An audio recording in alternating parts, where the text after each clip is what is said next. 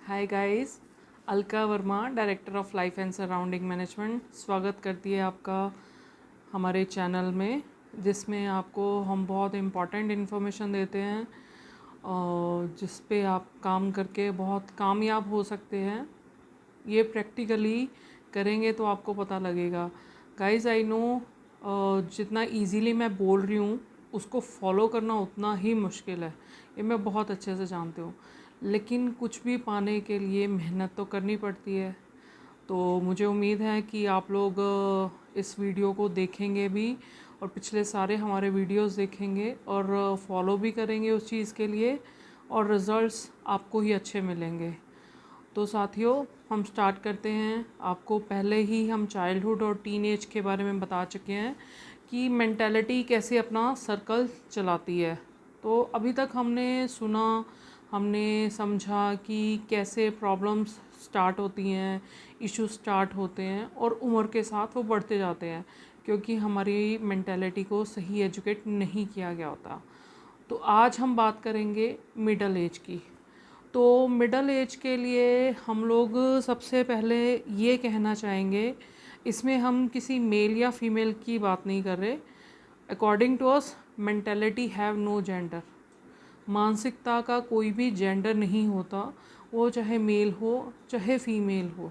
आपके सर्कमस्टांसेस, आपकी एजुकेशन, आपकी जो सेंसेस को एजुकेट किया जाता है, आपकी मेंटेलिटी को जो एजुकेट किया जाता है, या जितना आप सोचते समझते हैं उस पे ये सारा निर्भर है। तो साथियों, हम आज आपको बताएंगे मिडल एज के बारे में। जैसे आपने पिछले वीडियोस में देखा, चाइल्डहुड से हम मिडल एज में चाइल्डहुड से टीन एज में पहुँचे। उनमें जो चेंजेस आए, हार्मोनल चेंजेस आए, जो उनके बॉडी में चेंजेस आए, जो उनके साइकोलॉजिकल चेंजेस आए, उसके कारण मतलब वो उनकी चीज़ें उलझती चली गई और उन्होंने स्कूल कर लिया। एक इंसान ने अलग अलग कैटेगरी में उस दिमाग ने स्कूलिंग कर ली, कॉलेज कर लिया, जॉब कर ली। तो जब जॉब में भी ऑफिस पॉलिटिक्स और बहुत सारे क्लीग्स का प्रेशर, वही जो आपको पिछले वीडियो में बताया था, पीयर प्रेशर, जिसके कारण उनको बहुत प्रॉब्लम्स फेस करनी पड़ती है, इन्फीरियरिटी कॉम्प्लेक्स, उस एज में भी ये सब चलता है। क्यों चलता है? क्योंकि हमारी मेंटालिटी तो पहले ही उलझी हुई है, तो सारी चीज़ें हम दोबारा एज के हिसाब से फेस करते हैं और हम उसका रिज़ल्ट नहीं निकाल पाते और प्रॉब्लम्स बढ़ती जाती हैं। तो साथियों, उसके बाद एक स्टेज आती है जब आप शादी करते हो या आपकी ज़िंदगी में कोई भी मेल फीमेल जब पार्टनर आता है, तो प्रॉब्लम्स तब स्टार्ट होती है। प्रॉब्लम्स मतलब जो विजुलाइज होती है, प्रॉब्लम्स तब स्टार्ट होती है। बहुत सारी प्रॉब्लम्स होती है। ज़रूरी नहीं है कि एक रिच क्लास फैमिली की शादी, मतलब उसके बच्चों की शादी सेम क्लास में हो सकता है उनकी लव मैरिज हो, वो किसी और को पसंद करें, एक पुअर फैमिली से लड़की को पसंद कर लें, या वॉटेवर, कैसे भी उनका वो जो बनता है कॉम्बिनेशन बनता है। लेकिन प्रॉब्लम ये है कि लेवल्स मिले ना मिले, लेकिन साइकोलॉजी, एक सोच मिलनी बहुत ज़्यादा ज़रूरी है। लेकिन साथियों, सोच कैसे मिलेगी जब हमारी सोच तो पहले ही अधूरी है? तो हम अधूरी सोच के साथ पले बड़े, आगे बढ़े हैं और एज भी हमने उसी अधूरी सोच के साथ क्रॉस की है। तो जब हम, एक इंसान अपनी सोच को नहीं समझ पाता, तो वो अपने साथ जो पार्टनर जुड़ा है उसकी सोच को कैसे समझ पाएगा? तो साथियों, यहाँ से शुरू होती है मिडल एज की इश्यूज़, प्रॉब्लम्स, जहाँ पे जो तनाव है, जो छोटी छोटी प्रॉब्लम्स जो हमारे दिमाग के अनसुलझे इश्यूज़ हैं, वो अब तनाव का रूप ले चुके हैं और बहुत बड़े रूप में बाहर आते हैं। तो इस एज में ज़्यादातर आप शिकार होते हो, आप नहीं, कोई भी। फर्स्ट ऑफ ऑल, आपकी पर्सनालिटी ख़त्म हो जाती है। आप जो हो वो बदल जाते हो। आपको समझ नहीं आता कि आप कैसे मैनेज करो, आपकी पर्सनल लाइफ और प्रोफेशनल लाइफ को कैसे मैनेज करो, आप अपने पेरेंट्स को, अपनी वाइफ को कैसे मैनेज करो। वाइफ को समझ नहीं आता कि वो अपने पेरेंट्स को, इन लॉज को कैसे मैनेज करे। ये सारे इश्यूज़ तो चलते रहते हैं, लेकिन हस्बैंड वाइफ के कुछ इश्यूज़ होते हैं जिसके कारण धीरे धीरे हस्बैंड मतलब अपनी वाइफ से दूर रहना शुरू कर देता है। तो नशे की आदत पड़ जाती है कि सिर्फ घर में झगड़ा ना हो, लड़ाई ना हो, उस वजह से वो ड्रिंक करना शुरू कर देता है। एक तरफ उनका झगड़ा शुरू हो जाता है। यहाँ से ये सारी जो रिज़ल्ट्स हैं वो एक अनसुलझी सोच के है। एक अनसुलझी सोच जब दूसरी अनसुलझी सोच के साथ मिलती है तो कई बार क्या होता है, कभी वाइफ कुछ बातें छुपाती है, कभी हस्बैंड कुछ बातें छुपाता है।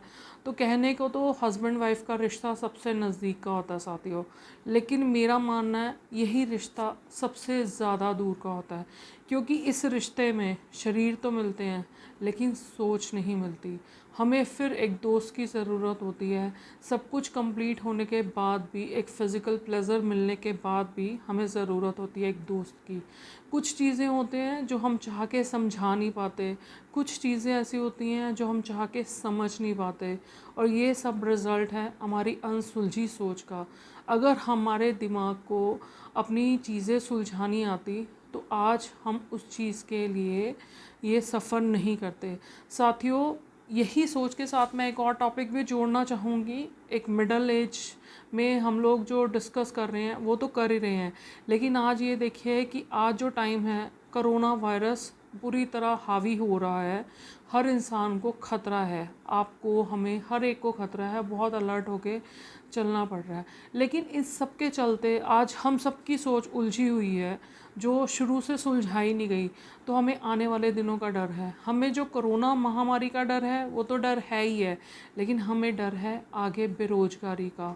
हम कहाँ से पैसे लाएंगे, हमारे खर्चे कहाँ से पूरे होंगे, मतलब कैसे हम बच्चों को पढ़ाएंगे। जो चीज़ें एक रूटीन में चल रही थी उस चीज़ का एक फ़ियर बन चुका है।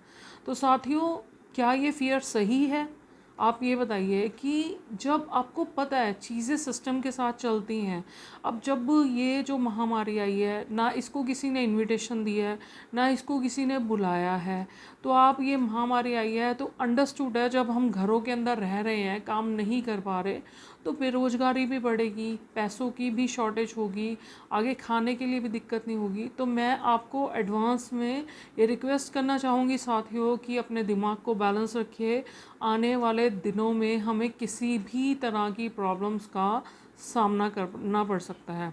गवर्नमेंट इस चीज़ के लिए तैयारियां कर रही है, लेकिन गवर्नमेंट में जो बैठे हैं वो भी इंसान हैं। कुछ नहीं पता ये बीमारी किसको कब कैसे पकड़ में ले ले। तो उस चीज़ के लिए हमें तो अलर्ट रहना है, और सोसाइटी में भी अवेयरनेस फैलानी है कि कैसे भी दिन आए हम लोग एक दूसरे का साथ नहीं छोड़ेंगे, एक दूसरे को समझेंगे और अपनी प्रॉब्लम्स का सल्यूशन करेंगे। साथियों, ये वीडियोस बनाने का हमारा यही मकसद है कि आप अपनी मानसिकता को समझो, उसको बैलेंस करो, उसको शांत करो, और चीज़ों को समझो कि प्रॉब्लम्स लाइफ है तो प्रॉब्लम्स आती रहेंगी, और हमें ही अपनी कैपेसिटी से ये सुलझानी है, अपने शांत दिमाग से, अपने सुलझे हुए दिमाग से ये समझानी है। तो साथियों, आपको ये चीज़ों का मैंने हिंट दे दिया है, जो प्रॉब्लम्स हम लोग बहुत जल्दी फेस भी कर सकते हैं। कोशिश है कि ना फेस हो, लेकिन जो सिचुएशन चल रही है उस हिसाब से सिस्टम उसी की तरफ जा रहा है। तो साथियों, अपने दिमाग को शांत रखिए। जैसे भी दिन आएंगे, आप अपने आप से प्रॉमिस करिए कि आप अपना दिमाग को अनबैलेंस नहीं होने देंगे। ओके। तो साथियों, हम ये चीज़ें मिडल एज के बारे में बात कर रहे थे। तो प्रॉब्लम शुरू होती हैं, एडिक्शन की बात शुरू हो गई कि जब पार्टनर एक दूसरे को समझ नहीं पाते, एडिक्शन हो जाता है। उसके बाद डोमेस्टिक वायलेंस, और डोमेस्टिक वायलेंस अगर नहीं होता तो फैमिली में हस्बैंड या वाइफ कोई ना कोई अपने अंदर वो परेशानी लेके चलता रहता है। तो ये सारी एज होती है जब ये सारी डोमेस्टिक वायलेंस और एडिक्शन, सुसाइड, इन सब की नौबत पूरे फॉर्म में होती है, पूरे पीक पे होती है। क्राइम का रास्ता अपना सकते हैं। जब हमारी फीलिंग्स फुलफ़िल नहीं होती तो हम कोई भी क्राइम का रास्ता अपना सकते हैं। कभी कोई पार्टनर किसी पे दबाव डालता है कि मुझे पैसा चाहिए चाहे आप कैसे भी लाओ, कभी किसी वजह से क्राइम के रास्ते पे जाया जाता है। तो कभी हम लोग अपनी बात नहीं कह पाते या बैलेंस नहीं रख पाते प्रोफेशनल पर्सनल लाइफ में, या चीज़ों को सुलझा नहीं पाते, तो हम फिज़िकल डिज़ीज़ का शिकार होते हैं। फिज़िकल डिज़ीज़ नहीं होगी तो हम मेंटल डिज़ीज़ का शिकार होते हैं। लेकिन ये हर हाल में कंफर्म होता है कि जो सिस्टम हमारे चाइल्डहुड से चला आ रहा है, उन चीज़ों को हम नहीं समझ पा रहे, तो ये चीज़ें रिजल्ट्स देंगी। तो साथियों, ये थी मिडल एज की प्रॉब्लम्स। इसमें मैं आपको एक चीज़ बताना चाहूँगी। क्योंकि ये बहुत सीरियस मैटर है, लेकिन फिर भी मैं एक चीज़ बताना चाहती हूँ कि कुछ वाइफ्स, कुछ फीमेल्स होती हैं, कोई फीमेल्स भी ले सकते हैं, मेल्स भी ले सकते हैं, जिनको हर बार शिकायत रहती है कि उनका पार्टनर उनको अंडरस्टैंड नहीं करता। ये बहुत बड़ा इशू है कि आप मुझे समझते नहीं हैं, आप मुझे समझना ही नहीं चाहते। वो उसका जो पार्टनर होता है वो पूरी कोशिश करता है, जितनी कोशिश वो कर सकता है वो खुश रखने की, लेकिन वो कहती है कि नहीं, तुम मुझे खुश नहीं रख सकते। तो साथियों, आपको थोड़ा अजीब लगेगा, लेकिन मैं एक कवित्री हैं अंकिता सिंह जी, और मैं उनकी इस पोएम को बहुत अप्रिशिएट करती हूँ। तो 4 लाइनें मैं आपको सुनाना चाहूँगी कि इतने सीरियस मैटर में मैं आपको पोइट्री सुना रही हूँ, लेकिन ये एक इमोशन है। एक्चुअली ये पोइट्री एक इमोशन है जो एक्सप्लेन करती है उस इमोशन को कि तुम चाहे कुछ भी कर लो, लेकिन तुम मुझे अंडरस्टैंड नहीं कर सकते, कहीं ना कहीं तुम्हारी फीलिंग्स में कमी है।